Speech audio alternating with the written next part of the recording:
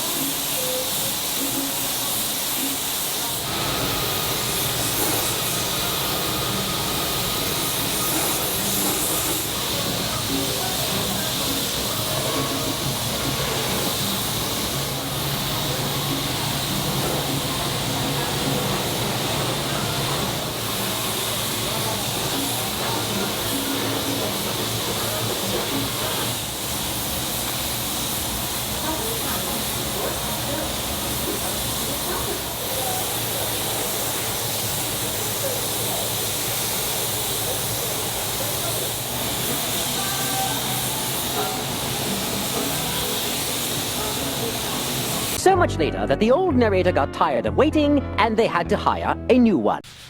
All right, guys, so we're playing a little bit of fast forward here because Andy and I have been super busy over the last month. He's been hard at work with all of the finessing and the body work on this car. I've been finishing up the 62 GMC build so I can get it out of my head. Thankfully, that build is finished, and I'm so relieved. So we're finally able to sync back up and get some updates for you guys. I apologize for all of the delays in content, but I think it's going to be worth it. I mean, I know it's going to be worth it, and I think you guys are going to really appreciate all of the detail that's gone into this car so far. So let me go ahead and catch you guys up to where Andy's currently at. Get out of my way. So rude. Gosh, twice? 3 times. We have fun here, guys.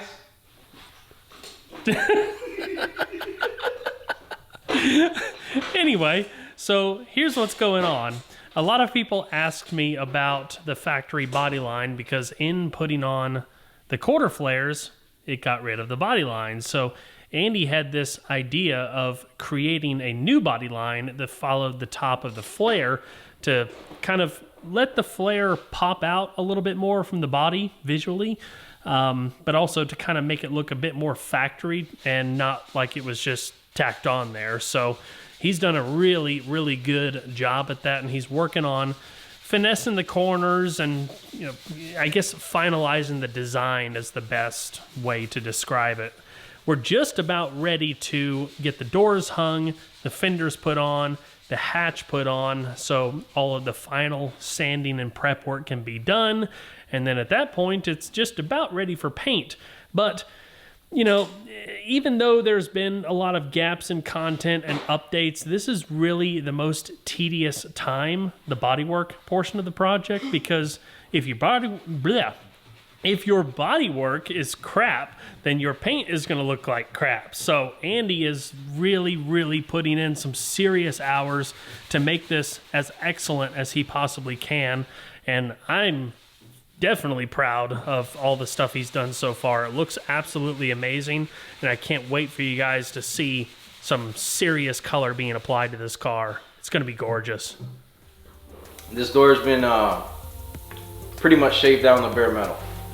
Along with that, it was laser straight to begin with. It still had to go through a lot of extensive sanding because I found a lot of little nicks that protruded past the base, past the sealer. And investigating that, come to find out that they actually started to create little bits of corrosion, rust. So that feathered out to pretty much be the whole door. It looks like as if it's ready to paint, but there's still one more process. At least for me, I still got to block this down again and make sure everything is completely laser straight. Just to feather out a few areas where those defects, you know, came to light for me. But other than that, I've been working the whole project this way, doing it with a lot of love, a lot of patience. God willing, it's going to turn out phenomenal.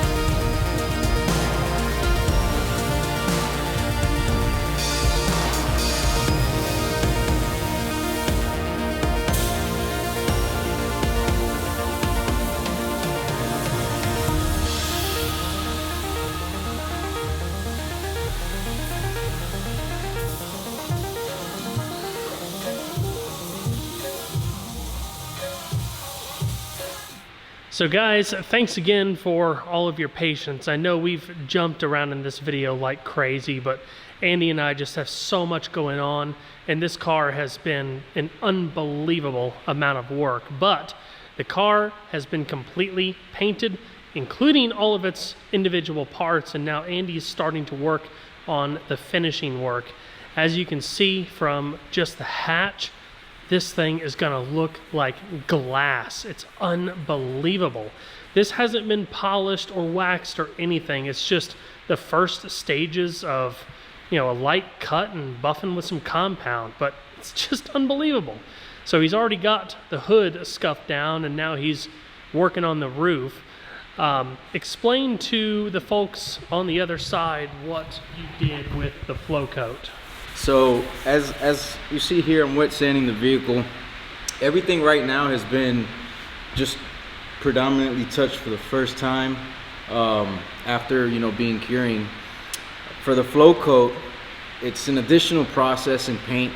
There are many vehicles that get painted and they're left off of the gun. With what we do, we go the extra mile. So everything was painted one time, and consider me painting it again, but just with clear, giving it a flow coat, a control coat, and everything turned out really, really nice. I'm really, you know, thankful for you gassing me up, but at the same time, I'm so thankful to the Lord for how this car has been turning out. I mean, if it weren't for him, we wouldn't be nowhere, you know what I mean? So I just really been doing my best, due diligence with all these components, and yeah, guys, we're gonna have a wonderful turnout of this 240. I think it's gonna look like absolute glass, just like Kyle said. And as of right now, I mean, this is a pretty rare car. I haven't seen any nice 240s out in a very long time, so I can't wait for this thing to see the sun, to see the road, and put some rubber on the tarmac.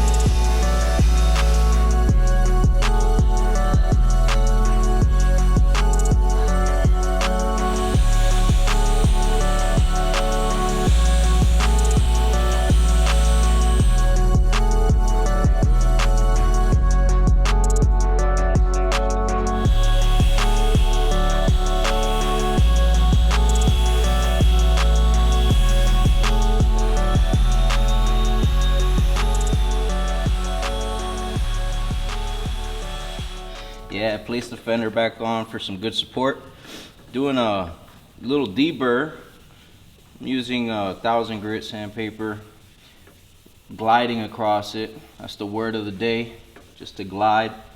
Just doing a little cleanup. Majority of the car Actually, all of the car has gone through the same process, and it's just turning out like glass. And that's the whole point of cleaning this up as best as possible, getting any little contaminants out of the paint. No matter how good you spray, sometimes a little something may lie in there, but it's turning out very, very nice. I'm loving it. Loving it. With buffing, the main key to success is patience. You could drive yourself crazy by looking at all the scratches that you just gave your panel and working on them. Just be patient and they'll come out. If you go faster with your buffer, that means you move faster with motion. Don't stay in one spot too long, because that's how you end up burning through your paint.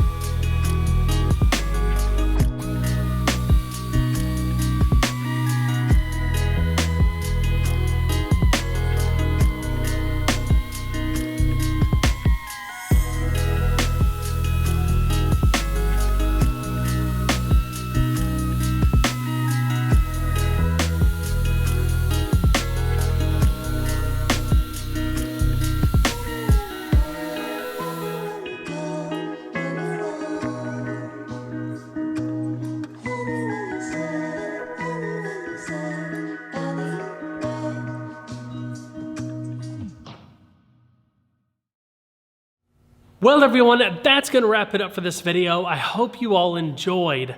I want to thank you all once again for your patience and support throughout this process.